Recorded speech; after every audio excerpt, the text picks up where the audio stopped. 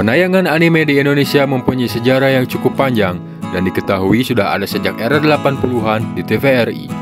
Namun, penayangan anime di Indonesia mencapai titik puncaknya ketika stasiun TV swasta mulai bermunculan. Dulu, ada dua TV Indonesia yang paling rajin dalam menayangkan anime. Mereka adalah Indosiar dan RCTI yang terkenal dengan maraton kartun minggu paginya.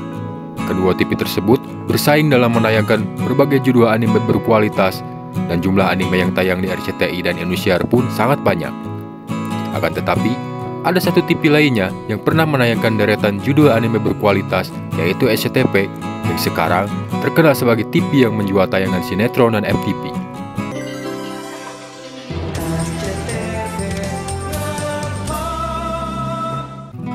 Ya, dulu SCTV turut berjasa dalam menayangkan anime dan menyelamatkan masa kecil generasi kelahiran 90-an. Walaupun jumlah animenya tidak sebanyak yang ditayangkan oleh RCTI dan Indosiar. Meski tak terlalu banyak, namun judul anime tersebut memberikan kenangan tersendiri bagi anak-anak zaman dulu yang menontonnya. Halo warga YouTube, selamat datang kembali di Ready Watch ID. Dan berikut ini adalah beberapa judul anime jadul yang pernah tayang di SCTV. Tapi sebelum itu, boleh dong untuk subscribe channel ini agar kedepannya bisa terus menyajikan konten informatif lainnya seputar film dan juga anime.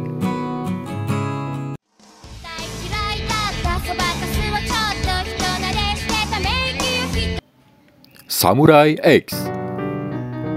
Judul aslinya adalah Rurouni Kenshin, dan di Indonesia lebih dikenal sebagai Samurai X.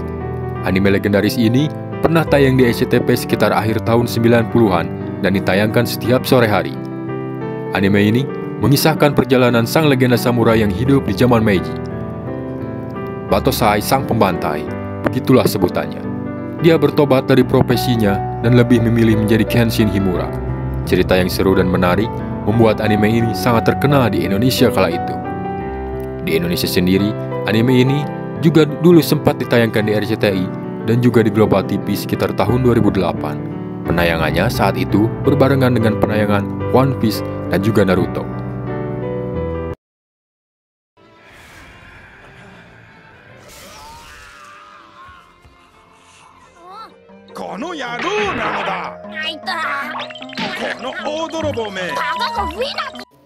Tensai Bakabon. Anime shonen ini bukanlah anime serius yang karakternya keren-keren, melainkan anime komedi yang karakternya konyol dan mengundang tawa. Karakter utamanya pun jauh dari kesan tampan dan pemberani, mengisahkan tingkah laku keluarga nyeleneh Bakabon yang aneh, bin ajaib.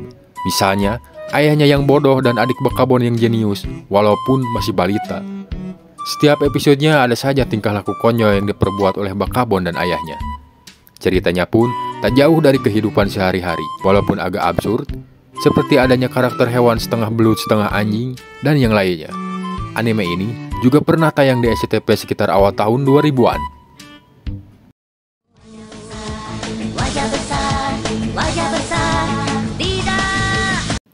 Dr. Slump. Akira Toriyama sebagai kreator dari Dragon Ball juga membuat karya lainnya, yaitu Dr. Slump yang bergenre komedi. Anime ini mengisahkan Profesor Senbei yang membuat robot wanita dewasa karena dirinya yang kesepian. Namun, yang jadi justru robot gadis kecil bernama Arale yang punya kekuatan super dan sering berbuat hal yang kocak. Setiap episodenya pun penuh dengan kekocakan para tokohnya. Contohnya, ketika Arale tiba-tiba bertemu Son Goku, atau ketika rumah Profesor Senbei hancur lebur kena Kamehameha dari Vegeta. Dulu, anime Dr. Slump ini pernah tayang di SCTV setiap minggu pagi mulai sekitar tahun 2000 dan bertahan hingga sekitar tahun 2002.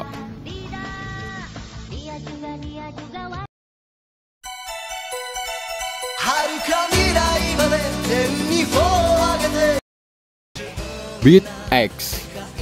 Nah, kalau yang satu ini adalah anime shonen petualangan yang bergenre mecha yang dulu pernah jadi tontonan anak 90-an di SCTV. Beat X dikarang oleh mangaka yang sukses besar lewat manga Senseiya. Ya, Senseiya yang dulu juga pernah booming di Indonesia.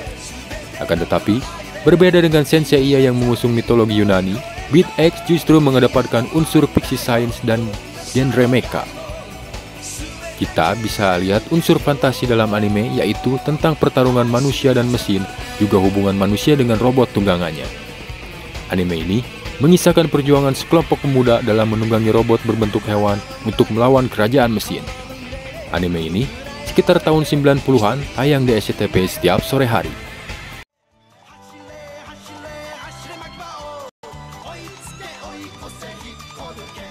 Midori no Makibao. Anime bergenre sport atau olahraga ini memang sangat aneh dari segi tampilan gambar karakternya.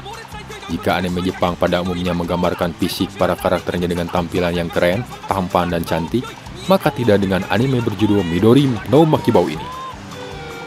Di sini desain karakternya begitu konyol dan aneh. Tapi itu wajar, karena anime ini adalah anime sport bernuansa drama komedi. Anime Makibao ini mengisahkan seekor kuda yang aneh. Tubuhnya mungil dan mirip sapi, hingga banyak yang menyangka kalau Makibao ini hasil peranakan antara kuda dan sapi. Tapi, Makibao bukan sapi, melainkan blasteran kuda dan keledai. Dengan kata lain, ibunya Makibao ini kawin dengan keledai pujaan hatinya. Makibao bertekad menjadi juara balapan pacuan kuda dengan kondisinya yang seperti itu. Anime ini ditayangkan pada tahun 2000 di SCTV setiap minggu pagi, dan kala itu ditayangkan bersama dengan Dr. Slump. 個性の強い海鮮類の生臭さを消し、海の味を Master Cooking Boy. Jika sekarang ada Shokugeki no Soma sebagai anime memasak paling terkenal, maka dulu ada anime berjudul Master Cooking Boy sebagai anime kuliner yang terkenal dan pernah tayang di SCTV. Anime ini dibuat berdasarkan manga karangan Etsushi Ogawa. Yang membuatnya unik adalah walaupun ini anime Jepang, tapi latar ceritanya bertempat di China.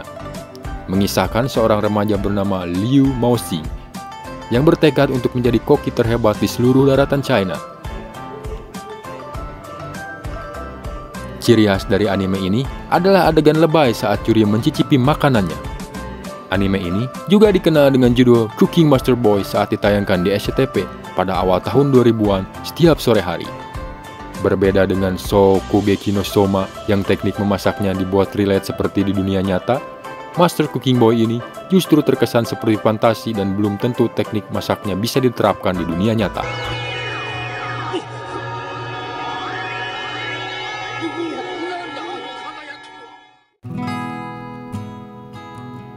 Nah, itulah dia ke-6 anime jadul yang pernah tayang di SCTV. Dulu, semua TV di Indonesia memang sangat asik untuk ditonton. Berbeda dengan zaman sekarang, di mana konten TV begitu membosankan dan dikuasai oleh sinetron dan berita artis. Warga YouTube, terima kasih sudah menonton. Jangan lupa untuk subscribe apabila belum, dan sampai jumpa di video berikutnya.